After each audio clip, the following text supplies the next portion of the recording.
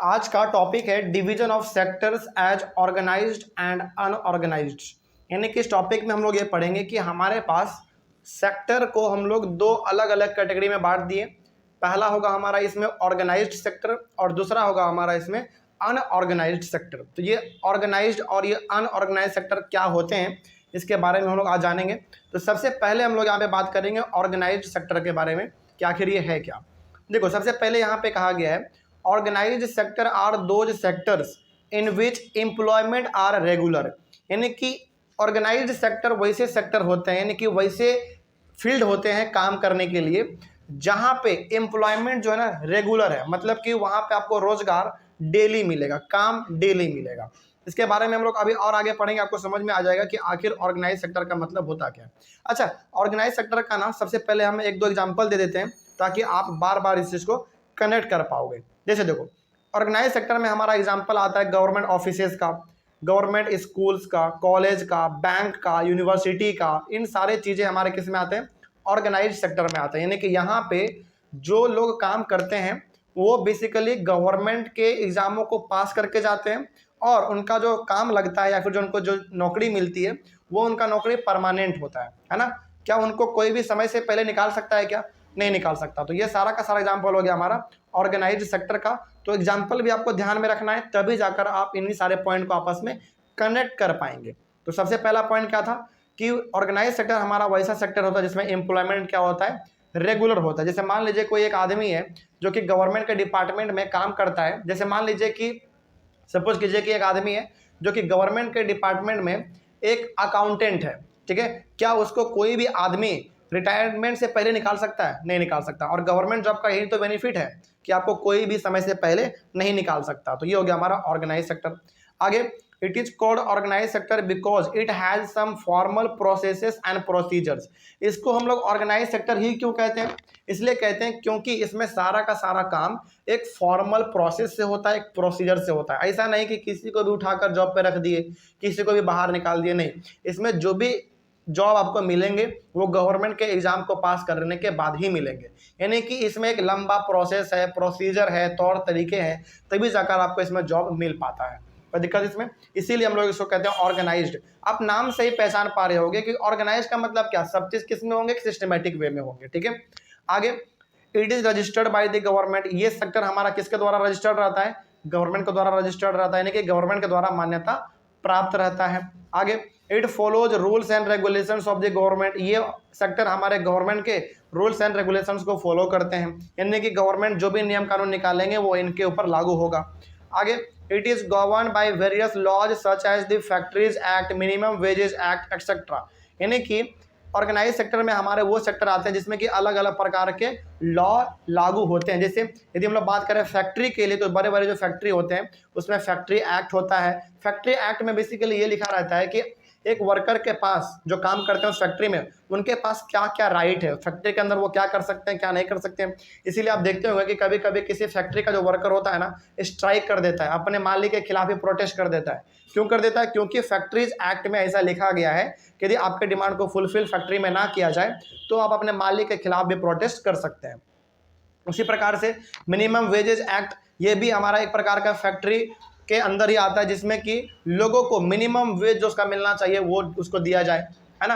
यानी कि उसका जो डेली का तनख्वाह है, यानी कि उसका जो डेली का मजदूरी है वो कम से कम उसको दे दिया जाए।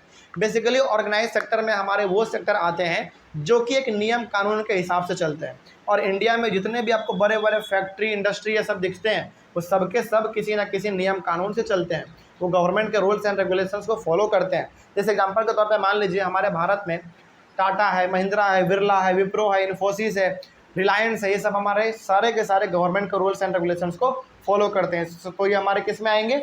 ऑर्गेनाइज सेक्टर में आएंगे। तो ऐसा नहीं समझना है कि जितना गवर्नमेंट का ऑफिस है केवल वही हमारा उसमें आएगा, नहीं। गवर्नमेंट के जितने डिपार्टमेंट हैं, जितने ऑफिसेस हैं, वो सब तो ऑर्गेनाइज सेक्टर में आएंगे ही आएंगे। प्लस इंडिया के कुछ ऐसे भी सेक्टर हैं जो कि गवर्नमेंट के अंडर में तो नहीं है, किसी प्राइवेट आदमी का है, लेकिन वो भी हमारे ऑर्गेनाइज्ड में आएंगे क्योंकि वो भी सारे के सारे रूल्स एंड रेगुलेशंस को फॉलो करते हैं। एग्जांपल टाटा, महिंद्रा, बिरला, विप्रो, इन्फोसिस, रिलायंस, ये सब हमारे इसमें आएगा, ठीक है। आगे बढ़ते हैं फिर।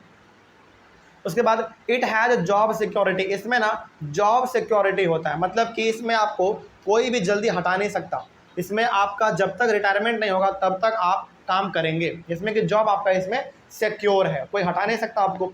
आगे it has fixed working hours, इसमें वर्किंग आवर बिल्कुल फिक्स रहता है। अच्छा, कभी आपने ऐसा देखा है कि किसी का सरकारी नौकरी है, उनका नौकरी 8 घंटे का, बल्कि वो काम कर रहा है 15-15 घंटे, ऐसा कभी आपने सुना है? नहीं सुना। मतलब कि सरकारी नौकरी में ये है, आपका टाइम खत्म हुआ आप घर जाओ, है ना, और कोई आपको फोर्स भी नहीं कर सकता कि आप बेसिकली यहाँ पे रुक के एक्स्ट्रा काम करो। तो ये बेनिफिट होता है ऑर्गेनाइज्ड सेक्टर का। उसी प्रकार से देखो इट हैज़ पेड लीव, मतलब कि मान लीजिए आप छुट्टी पे हैं, 2-4 दिन आपको मान लीजिए सर्दी खांसी बुखार हो गया, तो फिर आपको पैसा मिलता है। क्या पैसा काटा जाता है उसमें? नहीं काटा जाता। यानी कि जैसे मान लीजिए कि सपोज कीजिए कि आपके पिताजी गवर्नमेंट जॉब में है, ठीक है, और वो यदि मान लीजिए 2-4 दिन ऑफिस नहीं जाते हैं, तो क्या उनका पेमेंट कट जाता है? नहीं कटता है। बस आपको करना क्या होता है, छोटा सा एप्लीकेशन लिख के देना पड़ता है कि सर इस वजह से हम एब्सेंट थे, बस, है ना, तो पेमेंट नहीं काटा जाता। उसी प्रकार से पेमेंट ड्यूरिंग हॉलीडे, और मान लीजिए आप छुट्टी पे गए हैं 10 दिन का, उस समय भी आपका पेमेंट नहीं काटा जाता है। यानी कि अच्छा, इसीलिए ना भारत में, यानी कि इंडिया में, इसीलिए ना सरकारी नौकरी का इतना क्रेज है। क्रेज भारत में सरकारी नौकरी का क्यों है? इसलिए है क्योंकि ये बेनिफिट बहुत देता है, सुविधा बहुत देता है। आप 4 दिन घर में बुखार है, आप पड़े रहो, फिर भी आपका पैसा मिल रहा है। आप 10 दिन हॉलीडे पे गए हो, महीना भर हॉलीडे पे गए हो, फिर भी आपको पैसा मिल रहा है ना। तो यही है इंडिया में सरकारी नौकरी का क्रेज। इसलिए हर आदमी क्या चाहता है, हर आदमी का नहीं कह सकते हैं, मेजॉरिटी ऑफ पीपल क्या चाहते हैं कि कम से कम एक गवर्नमेंट जॉब हो जाए, छोटा ही सही लेकिन एक जॉब हो जाए, ठीक है। आगे बढ़ते हैं। फिर उसके बाद प्रोविडेंट फंड। अच्छा, प्रोविडेंट फंड क्या होता है ना, ये बताते हैं। देखिए, प्रोविडेंट फंड को हम लोग शॉर्ट में पीएफ कहते हैं। आप लोग नाम सुने होंगे, आप सुने होंगे कि मेरा पीएफ कटता है, ये कटता है, पीएफ, ऐसा नाम सुने होंगे आप लोग लगभग।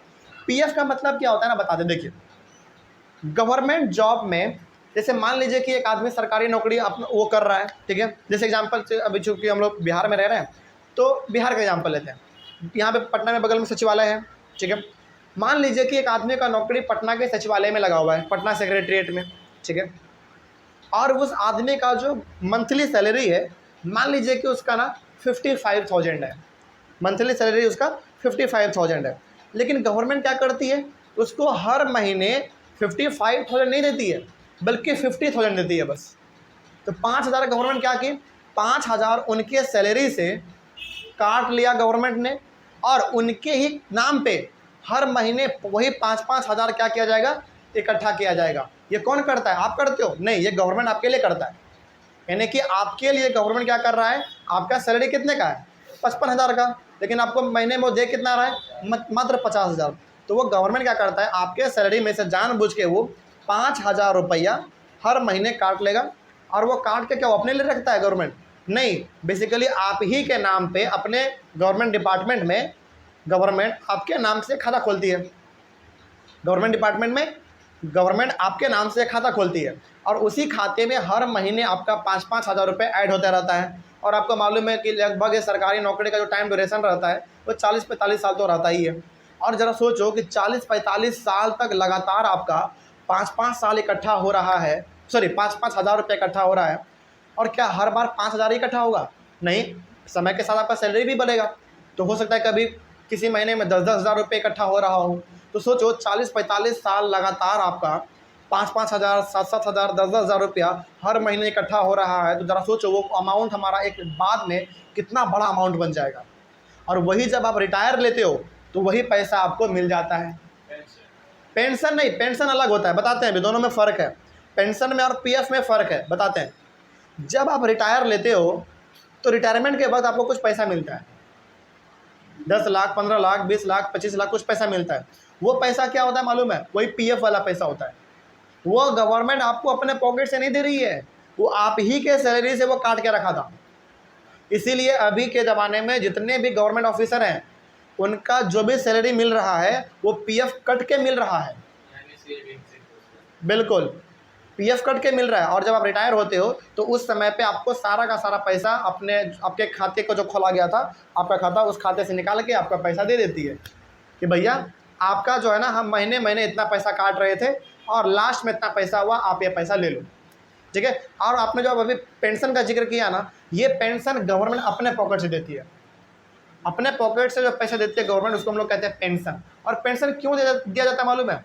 इसलिए दिया जाता है कि भैया आप जो है ना एक गवर्नमेंट ऑफिसर थे, यानी कि जब तक आप ऑफिसर थे तब तक आपका सैलरी मिलता था। अब आप ऑफिसर नहीं है, लेकिन चूंकि पहले आप एक गवर्नमेंट ऑफिसर थे तो गवर्नमेंट की जिम्मेदारी बनती है कि आपके जीवन का पूरा देख रेख किया जाए। यानी कि आपका तो अब नौकरी नहीं रहा, आपको जो नौकरी के रिटायरमेंट के वक्त हमने पैसा दिया, हो सकता है कि आपको पैसा खर्च कर दिए हो किसी चीज़ में, तो अब हम क्या करेंगे, आपको हर महीने कुछ पैसा देंगे जिससे आप अपने जीवन यानी कि आगे का जीवन अच्छी तरीके से चला पाएंगे। तो वो होता है हमारा पेंशन, और पेंशन गवर्नमेंट अपने पॉकेट से देती है। बिल्कुल बोलो। बिल्कुल ठीक है, बिल्कुल मिलता है, पेंशन भी मिलता है, यानी कि पीएफ तो जो मिला सो मिला, पेंशन भी बाद में मिलता है। लेकिन अब धीरे धीरे पेंशन का फैसिलिटी खत्म किया जा रहा है। अब धीरे धीरे पेंशन का फैसिलिटी बिहार गवर्नमेंट खास करके अभी पेंशन की फैसिलिटी जो है ना खत्म कर रहा है। मतलब कि जिस आदमी का पेंशन पहले मिलता था उसके पेंशन को रोका जा रहा है। इससे हो क्या रहा था मालूम है, इससे ये हो रहा था कि आदमी नौकरी तो ख़त्म कर चुका अपना, इसके बावजूद भी घर बैठे बैठाए उनको पैसा मिल रहा था। इससे नुकसान गवर्नमेंट को था। और गवर्नमेंट बिहार में एक दो आदमी तो ऐसा नहीं है जिसको पेंशन मिल रहा है, लाखों आदमी है। तो ज़रा सोचो, यदि एक आदमी को मंथली 20,000 रुपये भी पेंशन मिल रहा है तो 2-2 लाख 3-3 लाख लोगों को हर महीने पेंशन मिल रहा है। सोचो 2 लाख गुने 20,000 कर दो, देखो कितना अमाउंट बहुत फास्ट भाग जाएगा। समझ रहे बात को, यानी कि करोड़ों में बात होगा।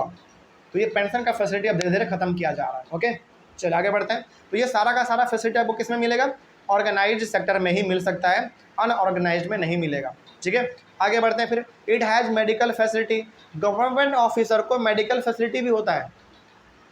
नहीं समझ में आया? जैसे बताते हैं, जैसे मान लीजिए कि मेरे पिताजी गवर्नमेंट ऑफिसर हैं, ठीक है, और हमको बहुत सीरियस बुखार है, हम पटना के सरकारी हॉस्पिटल में गए। हालांकि मेरा इलाज तो हो जाएगा, सरकारी में तो किसी का भी इलाज हो जाता है, लेकिन सबसे पहले मेरा इलाज होगा। बोलो क्यों? क्योंकि हम अपने गवर्नमेंट ऑफिसर का कार्ड दिखाएंगे ना तो सबसे पहले इलाज मेरा करेगा, यानी कि मेडिकल फैसिलिटी, और वो भी बिल्कुल फ्री में। सरकारी में फ्री में होता है, लेकिन कुछ पैसा लेती है आपसे, किस नाम पे? पर्ची के नाम पे या फिर दवाई उवाई के नाम पे। लेकिन ये लेकिन यदि आप गवर्नमेंट ऑफिसर हैं तो आपसे वो भी नहीं लिया जाएगा, बिल्कुल फ्री ऑफ, एकदम फ्री ऑफ कॉस्ट इलाज, वो भी एकदम हाईली, एकदम बहुत सुख सुविधा के साथ आपका इलाज किया जाएगा यदि आप गवर्नमेंट ऑफिसर हैं तो। और यदि आप बहुत बड़े पोस्ट पे हैं तब तो फिर आपको राजा महाराजा का जैसा ट्रीटमेंट किया जाएगा हॉस्पिटल में कि सर आइए, बिल्कुल इस तरीके से। हाँ, सरकारी नौकरी यानी जन्नत, मतलब कि सरकारी नौकरी वो गंगा जी है जो में हर आदमी एक बार डुबकी लगाना जरूर चाहता है। लेकिन अब क्या फायदा अगर आप आपकी पेंशन बंद कर देंगे तो फिर क्या फायदा? फायदा नहीं है, देखो पेंशन आपका बंद हो रहा है ना, लेकिन आपको पेड लीव मिलेगा, हॉलीडे पेमेंट मिलेगा, फिर से आपको पीएफ तो मिलेगा ही रिटायरमेंट के वक्त में। उसके बाद फिर आपको मेडिकल फैसिलिटी है ना। उसके बाद सबसे बड़ा चीज़, सरकारी नौकरी में रेस्पेक्ट बहुत है कि नहीं। चलिए खैर आगे बढ़ते हैं। उसके बाद फिर it has safe working environment, इसमें जो वर्किंग इन्वायरमेंट होता है जहाँ पे आप काम करेंगे वो बहुत ही साफ़ सुथरा होता है। आगे it has pension facilities on retirement, वही बात है जो हमने कहा, यानी जब आप रिटायर कर जाएंगे तो आपको पेंशन भी मिलता है। एग्जाम्पल वही है जो हमने बताया आपको, government offices, government schools, colleges, university, bank, है ना, ये सब हमारे क्या हो गए, ऑर्गेनाइज सेक्टर आ गए। और इसका जस्ट अपोजिट होता है हमारा अनऑर्गेनाइज्ड सेक्टर। ठीक है, तो इस ऑर्गेनाइज सेक्टर और अनऑर्गेनाइज सेक्टर को हमने यहाँ पे इस प्रकार से लिखा है, इन दोनों के बीच में आप डिफरेंस बिटवीन भी क्रिएट कर सकते हैं। ठीक है, एग्जाम में आ सकता है कि differentiate between organize sector and unorganize sector, तो पॉइंट भी हमने उसी प्रकार से लिखे हैं, आप गौर करेंगे तो आपको मालूम चलेगा। अब बात करते हैं अनऑर्गेनाइज सेक्टर का। देखो, unorganize sector are those sectors in which employment are not regular, इसमें एम्प्लॉयमेंट आपका रेगुलर नहीं है, जब मन किया मालिक का तब आपको जॉब से निकाल देगा। ठीक है ना। इसका ना सबसे पहले एग्जांपल दे देते हैं आपको, तब आपको समझ में ज़्यादा आएगा। एग्जांपल देख लो इसका, शॉप्स, दुकान, फार्मिंग, डोमेस्टिक वर्क्स एटसेट्रा, ये सब का सब हमारा किस में आएगा, अनऑर्गेनाइज्ड में आएगा। जैसे मान लीजिए यहाँ पे ना आप एग्जांपल में क्या रखेंगे, मान लीजिए बहुत बड़ा दुकान है और उस दुकान में एक आदमी काम कर रहा है। ठीक है, एक स्टाफ काम कर रहा है, उसी को अपने माइंड में रखते हुए सारे पॉइंट को समझेंगे। ठीक है, चलो, तो ये सब हमारा आता है अनऑर्गेनाइज्ड में। तो अनऑर्गेनाइज्ड सेक्टर में एम्प्लॉयमेंट आपका रेगुलर नहीं है, जब मालिक का मन किया तब आपको हटा देगा काम से, और जब मन किया तब वो आपको वापस बुला लेगा। ठीक है, उसी प्रकार से it is called unorganize sector because it does not have some formal processes and procedures. इसको अनऑर्गेनाइज क्यों कहते हैं? इसलिए कहते हैं क्योंकि इसमें किसी प्रकार का प्रोसेस फॉलो नहीं किया जाता। जैसे मान लीजिए एक बहुत बड़ा दुकान है, उसमें एक स्टाफ काम कर रहा है, तो स्टाफ का सिलेक्शन जो किया गया होगा दुकान के मालिक के द्वारा एग्जाम के थ्रू किया गया होगा क्या?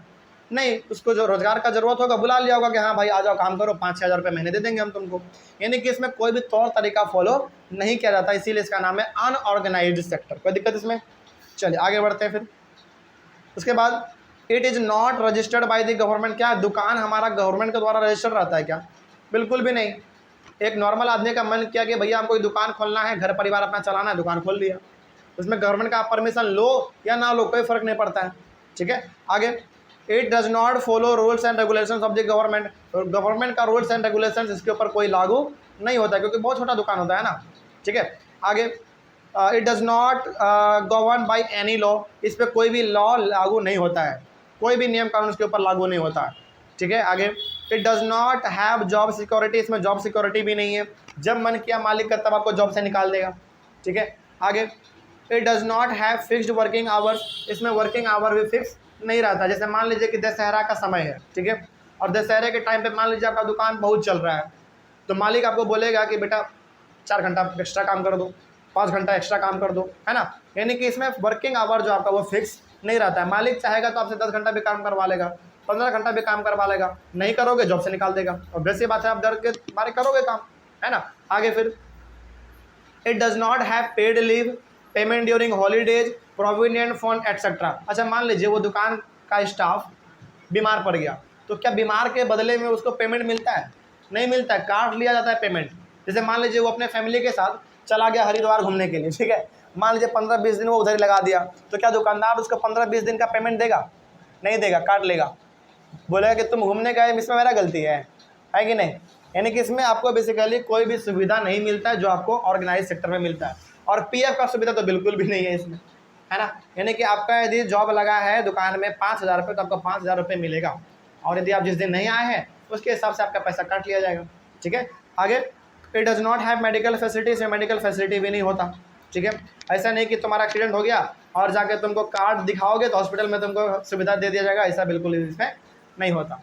ठीक है, आगे it does not have safe working environment. इसमें वर्किंग इन्वायरमेंट यानी कि जहाँ पे आप काम करते हो वो सेफ नहीं रहता है, यानी कि इसमें कोई भी रूल्स एंड रेगुलेशंस नहीं है, जैसे मन तैसे आपसे काम करवाएगा।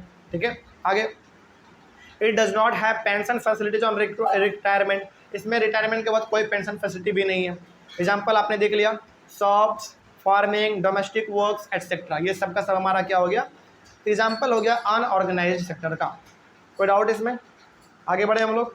चलिए, उसके बाद है हमारा यहाँ पे how to protect workers in the unorganized sector. यानी कि अनऑर्गेनाइज्ड सेक्टर में हम लोग वर्कर को कैसे प्रोटेक्ट कर सकते हैं, हम लोग अपने अगले वाली क्लास में देखेंगे। यहाँ तक तो कोई डाउट नहीं। चलिए मिलते हैं अगले वाली क्लास में। Thank you very much. आज का टॉपिक है how to protect workers in the unorganized sector. यानी कि अनऑर्गेनाइज्ड सेक्टर और ऑर्गेनाइज सेक्टर क्या होता है, ये सबसे पहले तो आपको मालूम चल गया। अब अनऑर्गेनाइज सेक्टर में हम लोग अपने वर्कर को कैसे प्रोटेक्ट कर सकते हैं, कैसे उसको हम लोग बचा सकते हैं, यही हम लोग यहाँ पे आज पढ़ेंगे, है ना।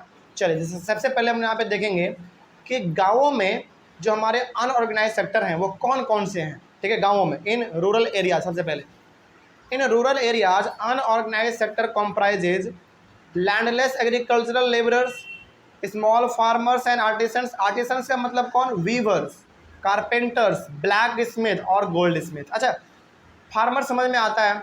आर्टिसंस में हमारे यहाँ पे 4 लिखे हुए हैं। वीवर्स का मतलब जो कपड़ा सिलता है या फिर बुनाई करता है, वो हो गया हमारा।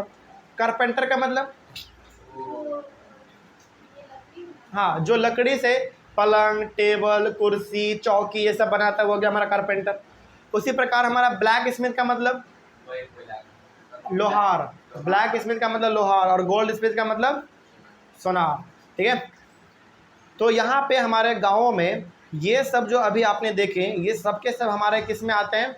अनऑर्गेनाइज्ड सेक्टर में आते हैं। कोई दिक्कत इसमें? यानी कि ये सब बेसिकली अनऑर्गेनाइज्ड सेक्टर में काम करने वाले लोग हैं। ठीक है, आगे nearly 80% of rural households in India are in small farmer category. देखो, भारत में लगभग 80% ऐसे घर हैं जो कि गाँवों में स्मॉल फार्मर कैटेगरी से बिलोंग करते हैं। मतलब ये हो गया कि भारत में यदि 100% किसान हैं तो 100% में से 80% किसान छोटे मोटे किसान हैं, बहुत छोटे मोटे किसान। या तो उनके पास अपना ज़मीन भी नहीं है या फिर अपना ज़मीन है तो बहुत ही कम है, बहुत कम, ना के बराबर। ठीक है, आगे, these farmers need to be supported through adequate facility for timely delivery of seeds, agricultural inputs, credit and storage facility.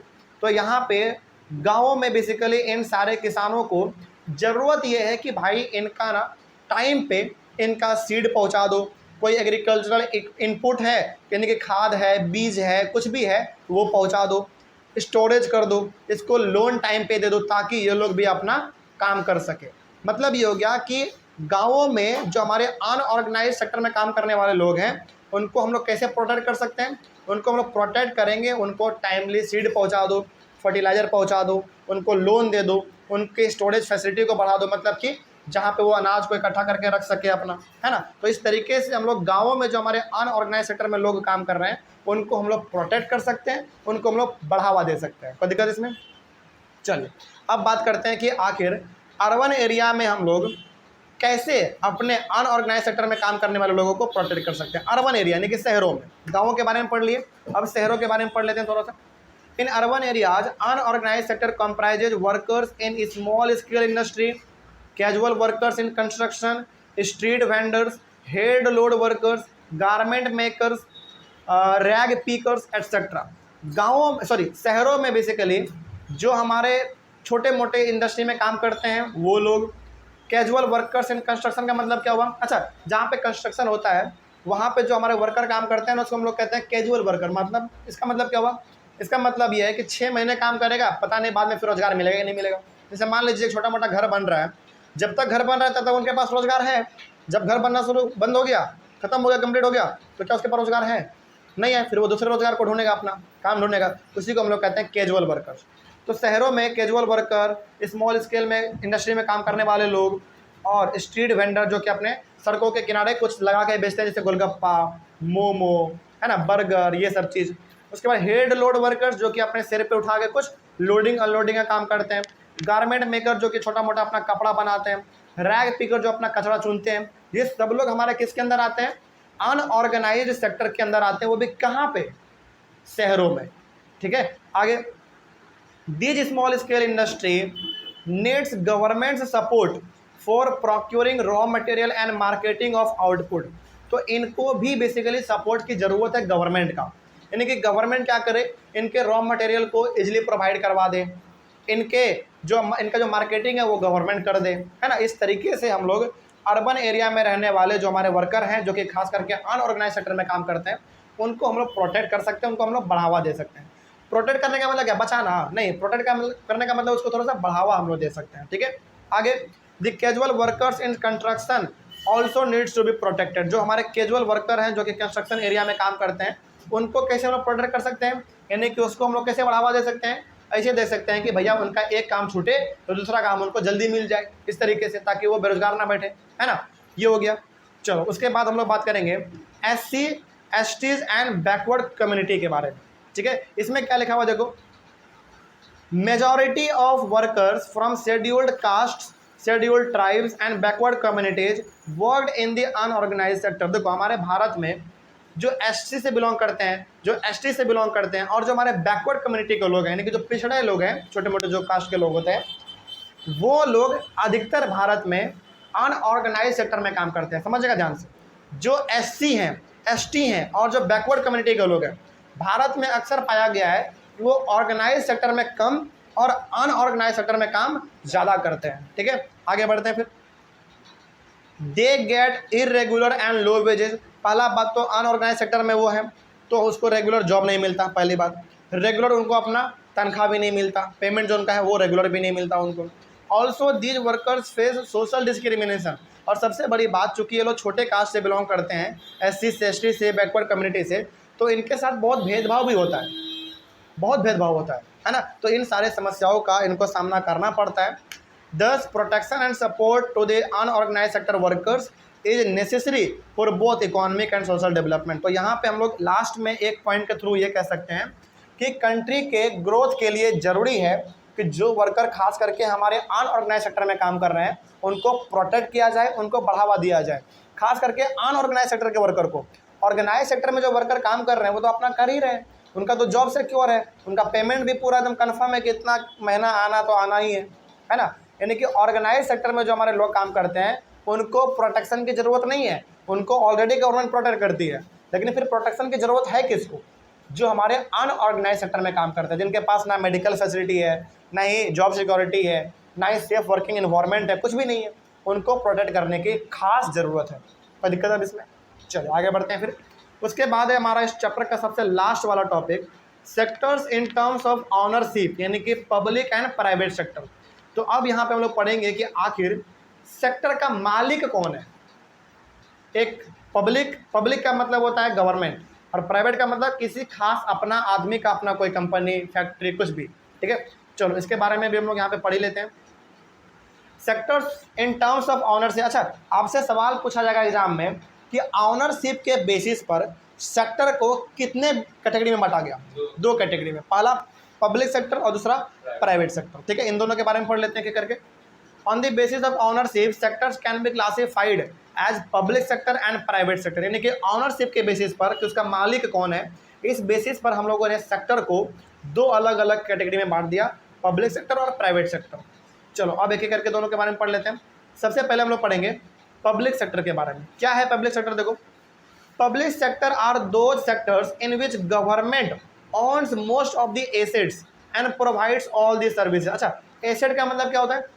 Asset का मतलब संपत्ति, एसेट का मतलब संपत्ति, प्रॉपर्टी, ये चीज़। तो पब्लिक सेक्टर का मतलब होता है कि वो सेक्टर जिसका मालिक, जिसके सारे प्रॉपर्टी का मालिक कौन होगा? गवर्नमेंट होगा। यानी कि उस सेक्टर का देखभाल करना, प्रॉफिट लॉस, नफ़ा नुकसान जो भी सहना होगा वो सब कौन सहेगा? गवर्नमेंट सहेगा। बात समझ आ रही है? यानी कि वो सेक्टर जिसका सारा का सारा प्रॉपर्टी किसके हाथ में है? गवर्नमेंट के हाथ में, उस सेक्टर को हम लोग कहेंगे पब्लिक सेक्टर। कोई डाउट इसमें? और पब्लिक गवर्नमेंट के हाथ में है तो सुविधा प्रोवाइड करने का जिम्मेदारी भी किसका होगा? गवर्नमेंट का ही होगा। आगे, the main aim of the public sector is public welfare. Public sector का मेन एम यानी कि मेन मुद्दा क्या होता है, मकसद क्या होता है? पब्लिक वेलफेयर, यानी कि लोगों का भलाई। गवर्नमेंट कभी भी आपसे प्रॉफिट नहीं चाहती है, गवर्नमेंट कभी भी आपसे प्रॉफिट नहीं चाहती, वो आपका भलाई चाहती है। ठीक है, जिस एग्जांपल देंगे अभी आपको समझ में आएगा। एग्जांपल है हमारे पब्लिक सेक्टर का रेलवे, पोस्ट ऑफिस एटसेट्रा, ये सब हमारा क्या है? पब्लिक सेक्टर का एग्जांपल है। जैसे हम आपको ना एग्जांपल देते हैं, सबसे बेहतरीन एग्जांपल जो कि मेरे साथ हुआ है। हम पटना से अपना गाँव जाते हैं ना बस से, तो हमको 250 नहीं, अब तो 300 हो गया है। यानी कि जब हम पटना के गांधी मैदान से जब हम अपना गांव जाते हैं भागलपुर, तो हमको बस का किराया देना पड़ता है 300 रुपये। लेकिन वही यदि हम ट्रेन से जाते हैं पटना से भागलपुर तो मात्र हमको 90 रुपीज़ देना पड़ता है। तो बताओ यहाँ पे गवर्नमेंट हमारा भलाई चाह रहा है या हमसे प्रॉफिट चाह रहा है? भलाई चाह रहा है, ऑब्वियस ये बात है। तो गवर्नमेंट जो भी आपके लिए करती है ना, बेसिकली गवर्नमेंट आपसे पैसा लेती है, लेकिन बहुत कम पैसा लेती है, ना के बराबर। कोई दिक्कत इसमें? चल आगे बढ़ते हैं। तो ये हो गया हमारा पब्लिक सेक्टर। तो पब्लिक सेक्टर का मेन मोटिव होता है पब्लिक वेलफेयर, और इसका मालिक कौन होगा? गवर्नमेंट होगा। ठीक है, उसी प्रकार से हमारा एक और है प्राइवेट सेक्टर, इसका just opposite. Private sectors are दो sectors in which private individuals और companies owns most of the assets and provides all the services। तो प्राइवेट सेक्टर हमारा वो सेक्टर होता है जिसका मालिक या तो कोई एक आदमी है या फिर कोई कंपनी है। बात समझ आ रही है? तो उसमें जो भी हमारा संपत्ति होगा, प्रॉपर्टी होगा, वो सब किसका होगा? किसी खास आदमी का होगा, इसीलिए इसका नाम है प्राइवेट सेक्टर। और चूंकि प्राइवेट सेक्टर का है तो सारा का सारा जिम्मेदारी सर्विस देने का किसका होगा? उसी का होगा, प्राइवेट सेक्टर का। ठीक है, आगे, the main aim of the private sector is to earn profit. Private sector का सबसे बड़ा मोटिव होता है प्रॉफिट को अर्न करना। एग्जाम्पल के तौर पे इसका सबसे बेहतरीन एग्जाम्पल देते हैं आपको। आपके यहाँ पे पटना में सरकारी हॉस्पिटल भी है, प्राइवेट हॉस्पिटल भी है।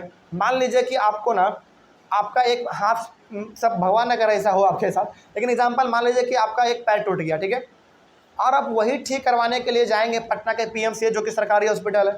वहाँ पे आपका मुश्किल से मुश्किल पर्ची कटवाने का वही 10 से 15 रुपये फीस लगता है और बाकी सारा का सारा इलाज आपका फ्री में हो जाएगा, है ना। बल्कि दवाई भी गवर्नमेंट दे देती है कि भैया इसको दवाई टाइम पे खाते रहना, है ना। बाकी आगे का दवाई आपको खुद खरीदना पड़ता है। लेकिन मान लीजिए वही टांग का इलाज यानी कि वही पैर का इलाज आप पटना के पारस हॉस्पिटल में जाके करवाएंगे तो आपको कम से कम 2-3 लाख रुपए तो आराम से खींच लेगा, है कि नहीं। ये फ़र्क है पब्लिक और प्राइवेट सेक्टर में। यानी कि पब्लिक सेक्टर आपका भलाई चाहता है, प्राइवेट सेक्टर आपको खींचना चाहता है, मतलब आपको पूरा निचोड़ लेगा वो, समझ रहे बात को। और आपको मालूम है बिहार का सबसे टॉप हॉस्पिटल में हमारा आता है पारस हॉस्पिटल। बहुत बड़ा हॉस्पिटल है और प्लस बहुत महंगा हॉस्पिटल है ना। कितना तो एक दिन का ठहरने का कितना किराया है, बहुत अच्छा खासा है। कभी गए ना है, भगवान ना करे कभी जाना पड़े उसमें, ठीक है, कोई दिक्कत इसमें। तो ये चीज़ है हमारा प्राइवेट और पब्लिक सेक्टर में। एग्जाम्पल देख लो प्राइवेट सेक्टर का। Tata iron and steel company, जिसको हम लोग टिस्को कहते हैं और इसको हम लोग शॉर्ट में कभी कभी टाटा भी सिंपली कह देते हैं, है ना। इसका फुल फॉर्म देख लिया आपने, Tata iron and steel company limited, short में टिस्को और शॉर्ट में टाटा कह देते हैं हम लोग, है ना। उसके बाद फिर रिलायंस हो गया हमारा, रिलायंस इंडस्ट्री लिमिटेड। उसी प्रकार से हमारा फिर महिंद्रा है, विप्रो है, इन्फोसिस है ना, बिरला है। ये सब हमारा क्या है, प्राइवेट कंपनी है जिसका मेन मोटिव प्रॉफिट कमाना होता है, ठीक है। चलिए आगे बढ़ते हैं। फिर ये तो आपने पढ़ लिया, लेकिन अब यहाँ पे है कि आखिर पब्लिक सेक्टर में गवर्नमेंट का क्या रोल होना चाहिए। आपको मालूम है पब्लिक सेक्टर मतलब मालिक कौन होगा उसका, गवर्नमेंट होगा। लेकिन पब्लिक सेक्टर में एक गवर्नमेंट का क्या रोल होना चाहिए, वो क्या क्या करना चाहिए गवर्नमेंट को पब्लिक सेक्टर में, थोड़ा सा ये भी पढ़ लेते हैं हम लोग। देखिए इसमें कहा गया है there are several things needed by the society as a whole but the private sector will not provide at a reasonable cost. मतलब ये हो गया कि सोसाइटी में कभी कभी हम लोगों को कुछ ऐसा चीज़ों का ज़रूरत पड़ता है जिसमें कि पैसा तो बहुत खर्च होता है, ठीक है। जरा समझना क्या कहना चाह रहे हैं। मतलब कि कभी कभी हम लोग जहाँ पे रहते हैं उस एरिया में कभी कभी हम लोगों को ऐसे चीज़ों की ज़रूरत पड़ती है जिसमें कि पैसा बहुत लगेगा और वो प्राइवेट कंपनी सस्ते में देना नहीं चाहती है। तो फिर वहाँ पे कौन आते हैं बीच में, गवर्नमेंट आता है। गवर्नमेंट कहता है कि देखो भाई तुम्हारे मोहल्ले को इस चीज़ की ज़रूरत है, ठीक है, तुम लोग प्राइवेट कंपनी से लोगे नहीं ले पाओगे क्योंकि बहुत महंगा है, इसलिए तुम टेंशन मत लो, तुम्हारा ज़रूरत हम पूरा कर देंगे। जैसे मान लीजिए जहाँ पे हम रहते हैं वहाँ पे ना एकदम स्ट्रीट लाइट लगा हुआ है ना। स्ट्रीट लाइट मतलब कि रात में पूरा एकदम चकाचौक रहता है हमारा रोड। तो क्या यदि वही हम किसी प्राइवेट कंपनी से डिमांड करते हैं तो क्या हम उसके डिमांड को फुलफिल कर पाते हैं? भैया पैसा ही नहीं दे पाते हम, गरीब आदमी कहाँ से दे पाए उतना पैसा, है ना। तो फिर वहाँ पे गवर्नमेंट ने लगा दिया, यानी कि पटना नगर निगम ने लगा दिया वहाँ पे लाइट, जो कि बिल्कुल फ्री है, 1 रुपया हमसे नहीं ले रहा है। मतलब ये हो गया कि कभी कभी हम लोगों को समाज में, सोसाइटी में, कम्युनिटी में ऐसे चीज़ों की ज़रूरत पड़ती है जिसको यदि प्राइवेट कंपनी प्रोवाइड करे तो बहुत पैसा लेगी, लेकिन वही चीज़ यदि कोई पब्लिक सेक्टर यदि कोई वहाँ पे जाके काम कर दे, यानी कि गवर्नमेंट वहाँ पे कोई काम कर दे, तो हमसे वो बिल्कुल पैसा नहीं लेती है, बिल्कुल भी नहीं लेती है। जैसे मेरे घर के आगे ना एक नाला ख़राब था पहले, वो नाला फिर से तोड़ के गवर्नमेंट दोबारा उसको बनाई, क्या हमसे 1 भी रुपया ली? नहीं ली गवर्नमेंट। लेकिन वही नाला यदि कोई प्राइवेट कंपनी बनाती ना तो हमको कहता कि देखो भैया तुम्हारे घर का नाला टूटा हुआ है आगे, तो तुमसे पैसा लेंगे हम। बात समझ आ रही है। इसीलिए कहा गया है कि कभी कभी बहुत केस में ऐसा होता है कि हम लोग प्राइवेट कंपनी के चीज़ों को अफोर्ड नहीं कर पाते हैं, तो फिर वहाँ पे हमारे सामने गवर्नमेंट आता है। जैसे मान लीजिए कोई आदमी, जैसे सपोज कीजिए मेरे जैसा आदमी 300 रुपये लगा कर अपना गांव क्यों जाएगा, जब वही हम अपने इंडियन रेलवे से 90 रुपये लगा के जा सकते हैं, है कि नहीं। वही बात यहाँ पे कहा गया था। कोई दिक्कत अब इसमें? चल आगे बढ़ते हैं। Some of these needs spending large sums of money which is beyond the capacity of the private sector। कई बार तो ऐसा होता है कि कोई चीज़ हम लोगों को प्रोवाइड करने में गवर्नमेंट को बहुत पैसा खर्च करना पड़ता है और उतना पैसा खर्च कोई प्राइवेट कंपनी करना चाहता नहीं है, क्योंकि प्राइवेट कंपनी क्या चाहता है, प्रॉफिट चाहता है। और उनको लगता है कि भाई इतना पैसा हम खर्च कर देंगे तो क्या पता मेरा प्रॉफिट होगा कि नहीं होगा, इसलिए वो डरता है। कोई भी प्राइवेट कंपनी बड़े पैसे को खर्च करने में सबसे पहले 100 बार वो सोचता है कि भाई यदि हम यहाँ पे इतना पैसा लगाएंगे तो क्या हमको प्रॉफिट होगा कि नहीं होगा। लेकिन गवर्नमेंट नहीं सोचती है, गवर्नमेंट सोचती है कि चलो कोई बात नहीं, प्रॉफिट हो ना हो लेकिन लोगों का भलाई तो हो रहा है ना, गवर्नमेंट ये चाहती है। तो प्राइवेट सेक्टर में और पब्लिक सेक्टर में बेसिकली प्रॉफिट का फ़र्क है, ठीक है। कोई दिक्कत इसमें? चलो आगे बढ़ते हैं। फिर फॉर एग्जाम्पल जैसे देखिए, एग्जाम्पल के तौर पर construction of roads, bridges, railways, harbour, harbour का मतलब बंदरगाह, जहाँ पे बड़े बड़े सीप आके लगते हैं समुद्र के किनारे, ठीक है। Generating electricity, providing irrigation through dams etcetera, यानी कि बड़े बड़े लंबे लंबे रोड बनाने हैं, हाईवे बनाना है, तो क्या ये कोई प्राइवेट कंपनी कर सकता है? नहीं कर सकता। तो यहाँ पे काम किसका होगा? गवर्नमेंट का होगा फिर, है ना। बड़े बड़े ब्रिज आपको बनाने हैं, पुल बनाने हैं, वो कोई प्राइवेट कंपनी नहीं आके बनाएगा। सर, हाँ बोलो। जैसे जो एनएच नेशनल हाईवे होता है वो बनाया नहीं जाता गवर्नमेंट बनाते हैं। नेशनल हाईवे, नेशनल हाईवे के नाम में ही छुपा हुआ है नेशनल वर्ड। नेशनल हाईवे बनाया जाता है सेंट्रल गवर्नमेंट के द्वारा, ठीक है, और स्टेट हाईवे बनाया जाता है स्टेट गवर्नमेंट के द्वारा। तो जो टोल टैक्स आप नेशनल हाईवे पे देते हो, वो toll tax directly central government के खाते में जाती है, और जो टैक्स आप स्टेट गवर्नमेंट के हाईवे पे देते हो वो टैक्स स्टेट गवर्नमेंट के हाथ में जाते हैं। कोई दिक्कत इसमें? चलो, तो बेसिकली बड़े बड़े रोड बनाने हैं, हाईवे बनाने हैं, पुल बनाने हैं, रेलवे बनाना है, बड़ा बड़ा बंदरगाह बनाना है, इलेक्ट्रिसिटी प्रोड्यूस करना है, इरिगेशन फैसिलिटी आपको प्रोवाइड करना है डैम के थ्रू। तो यहाँ पे कोई भी प्राइवेट कंपनी आने से पहले 100 बार सोचेगी, क्योंकि उसको मालूम है कितना बड़ा पैसा हम खर्च करेंगे, क्या पता प्रॉफिट हो या ना हो। इसीलिए यहाँ पे काम किसका चालू हो जाता है? गवर्नमेंट का। गवर्नमेंट इसके बारे में नहीं सोचती है कि प्रॉफिट होगा कि नहीं होगा, बस वो ये चाहती है कि चलो लोगों का भला तो हो जाए कम से कम, है ना। चलो फिर आगे बढ़ते हैं।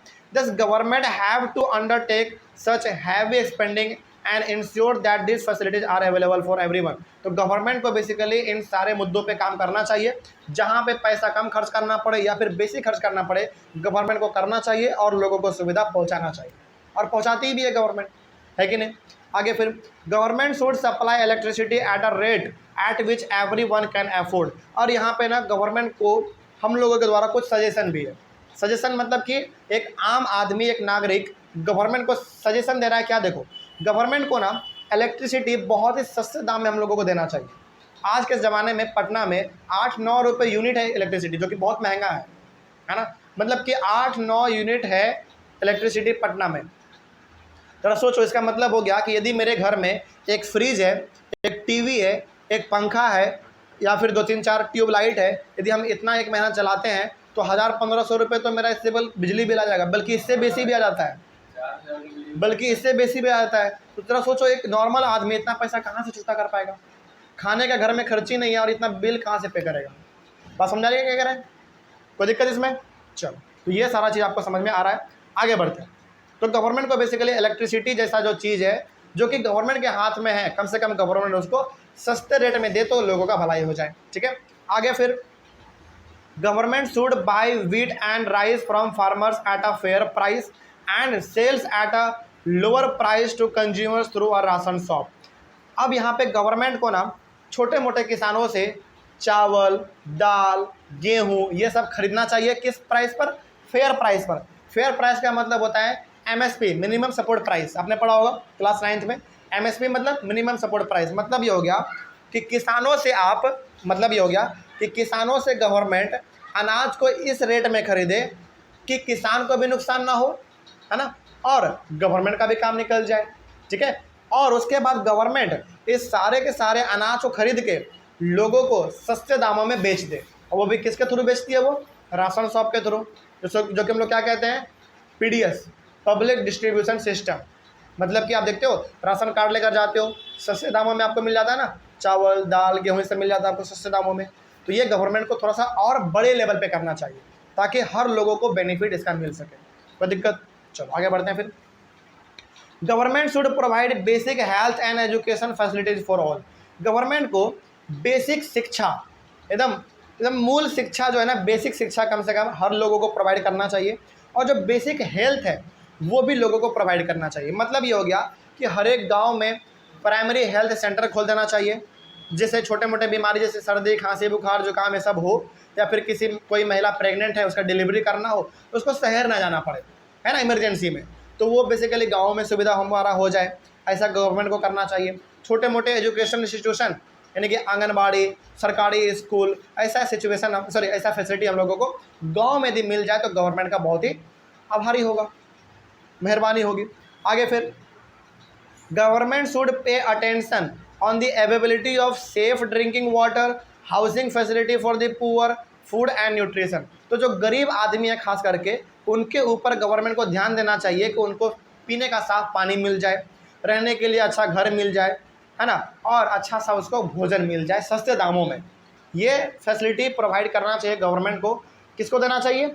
गरीब लोगों को, जो कि अफोर्ड नहीं कर पा रहा है। कोई दिक्कत इसमें?